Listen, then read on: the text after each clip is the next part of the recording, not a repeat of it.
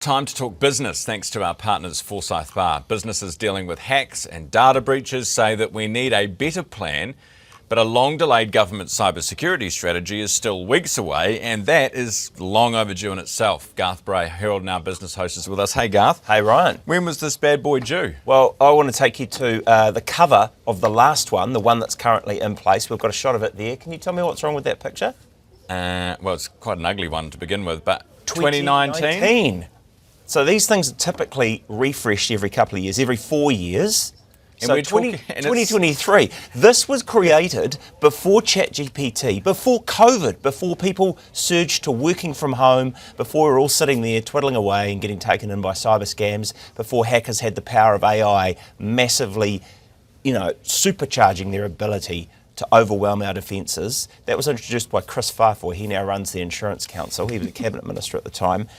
So it's kind of like, this is meant to come from the Department of Prime Minister and Cabinet.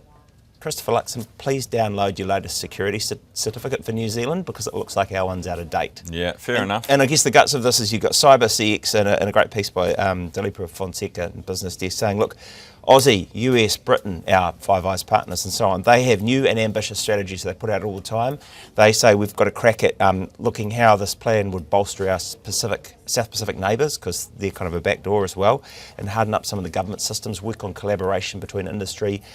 Crucially, this critical infrastructure got to be in there and fighting scams as usual, but you've got to look at the procurement partners and looking at how you make sure untrustworthy providers aren't getting their software into the system for the likes of your DHBs or your health systems or anything like that, so that you're upping the ante to make things a little bit more secure. It's funny though, because we say 2019 was a long time ago, but so was yesterday. The thing, it all moves so quickly. But I guess if you get out of step, he makes a good point as well. The Chief Digital Officer, Paul James, was at a Spark Accelerate conference last year saying, yeah, we admit it was created 2 election cycles ago. It's probably a bit out of date now. Well, you think?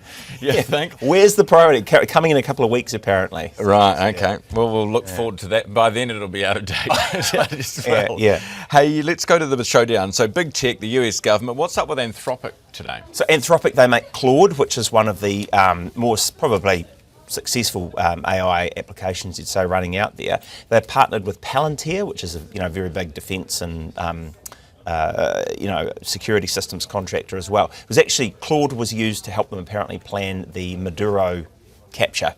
This is the US government using it was too, right? I remember that. And they had a bit of a freak out at that and said, hang on, you're in our back end here looking around at our systems. They've got a they would say a policy that from 2023 that says that responsible scaling means they want to delay AI development that might be dangerous. So they're worried about their AI being used in autonomous weapon systems or mass surveillance or things where they just say, look, it's maybe not quite that reliable yet. US Defence Department said, hell to the no, we want it.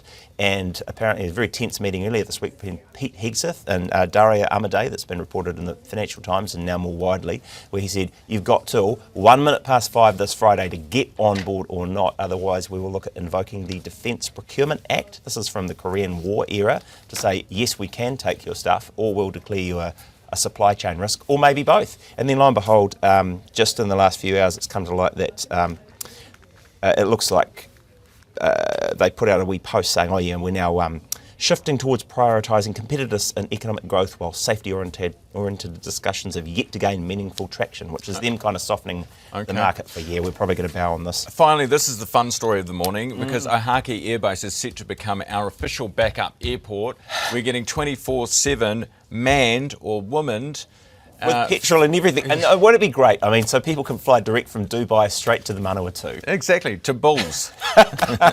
For a Foxton Fizz. Just to refuel. Gas and go, I think, is the phrase. So this is like a $4.5 million plan that James Meggers confirmed today, I think. It's a big deal in aviation, because if you're flying into the country from far away, you're making long-term plans. Crikey, there's been something bad's happening in Christchurch and there's fog in Auckland. We're just not going to go to New Zealand today. So now there's this plan, the third longest runway in the country will, after 18 months and $4.5 million, be able to do a refuel, have air traffic control, be awake 24/7, like a sort of a pit stop on the way to Brilliant. your journey. Refuel and then on you go. Otherwise, they had you, thank you, Garth, Garth Bray, host of Herald Now Business, thanks to our partners Forsyth Bar. Otherwise, you had to carry an extra 6 tonnes of jet fuel to New Zealand so that you could, if you got diverted, end up somewhere useful.